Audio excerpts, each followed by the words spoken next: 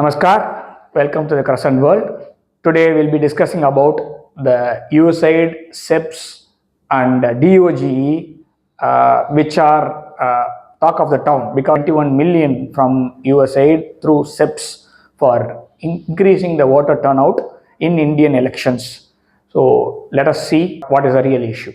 Trump 2.0 happened with a bang, and then like every government agency is falling under the scrutiny of this new government. And then there is a new department which is created by Trump 2.0, that is called as Doge, that is Department of Government Efficiency, headed by none other than Elon Musk. We all know that. So what Musk is doing is to plug the holes wherever the leakage of the financials of US government is happening. So he's stopping this flow of money to various places or various countries where it is not supposed to go, and where the reputation of the US government as well as a country is going down. So one of those areas is like your USAID. So USAID is a private agency where they fund various sub agencies. Like one of the agency which recently got the sanctions, that is SEPs, a consortium for election and political process strengthening in the democracies around the world.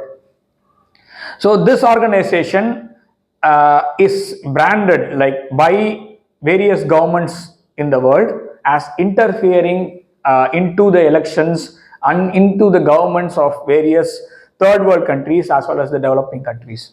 So that is what actually the problem is, because the US election process, we all know what happened in 2020. Both the presidents, they claimed the stakes. Like Biden, he claimed that he won, and then President Trump, he said like he won, and then he was not accepting the defeat for a long time. And then we know what happened in like Capitol like house. So these things happened, and this country is giving money as aid to various countries for strengthening of the political processes and elections. Can we believe that? Now, what is the amount, entire amount, which was like recently stopped by Doge? So the total amount is 486 million American dollars, and out of 86 million American dollars, 22 million was allocated for Moldova, and then 21 million for India, and then Nigeria for like 8 million, and then Kenya for 7 million, Bangladesh, Ukraine. So all these countries have been allocated, but US government, like officially, they have stopped this aid, stating like this is kind of interference, and as well as like President Trump has said, so India is not in a position to get aid and run this democracy. They have money, and then we have to deal with them in the tariffs. So now this 21 million is not going to help their democracy because they are more better than most of the other countries. So we are stopping this aid. So let us see what is happening with this SEPs. The SEPs wanted to increase the voter turnout in India. So the SEPs, which is established in 1995, which has their headquarters in United States, and then what is the voter turnout in US, that they have to check it out before going and poking their nose into various countries like India and African countries, and even so-called friend Ukraine. So they have to check their election process, and then they have to check their election turnout before investing 21 million or 200 million in some other countries' election process. So far India has done well in the election processes.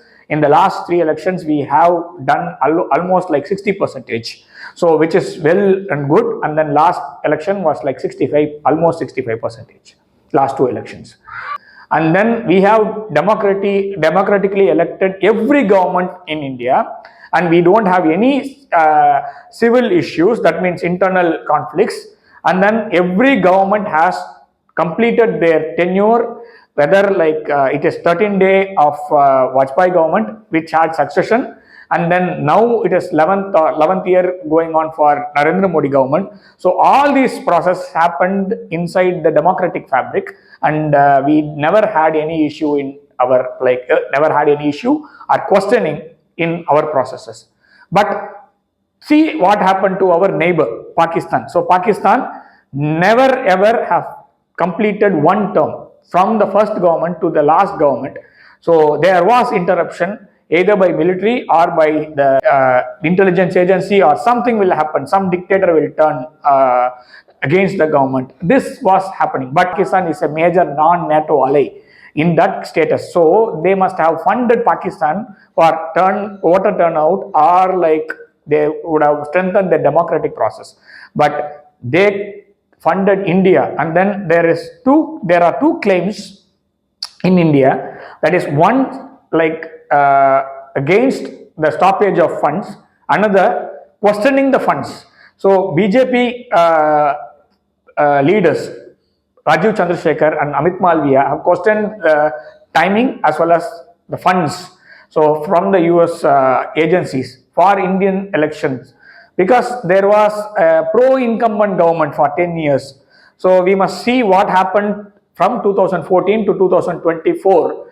When the election was happening, the people were favoring Modi government. So India was ready for the third term of Narendra Modi government, because in every field there was improvement. And then there was some 300 plans from this government. Most of the plans were successful and others are happening. So we handled COVID better than that of most of the democracies. Handled the Chinese issue, we handled the Pakistan issue, we handled all internal and external threats, and then we were doing well in the last 10 years. Our Prime Minister was going for 400 seats in this election, but what happened is we got only 240 for the ruling party. So this cannot be a track record, because last week another census was taken. There was another census which said if we go to poll today, so there will be 320 to 350 seats which will be won by Narendra Modi government. So we are ready for the fourth term. But still, what happened in between, say January 2024 and June 4, 2024 is a mystery.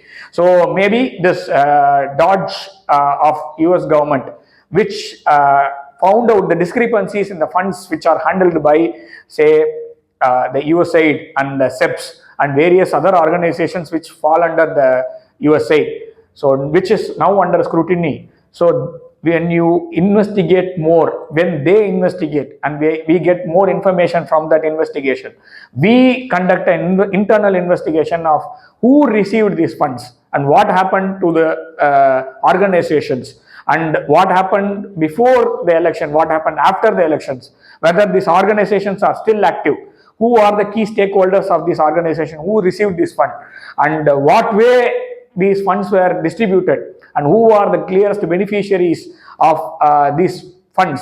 So if we conduct an independent inquiry without any political say interference, and then we find out these people, and then we put them under the law of this country, and then we punish them, then we can stop this foreign interference, because this is a blatant foreign interference in Indian elections as well as many elections, which is directly happening in the name of aid. So when your country has lot of problem in their in your own democracy, and you can't even come to a conclusion for few days who is winning and who is losing, and still you have the problem of whether the election in 2020 was a rigged one or not. So you give funds to various countries, and then you ask you question those government.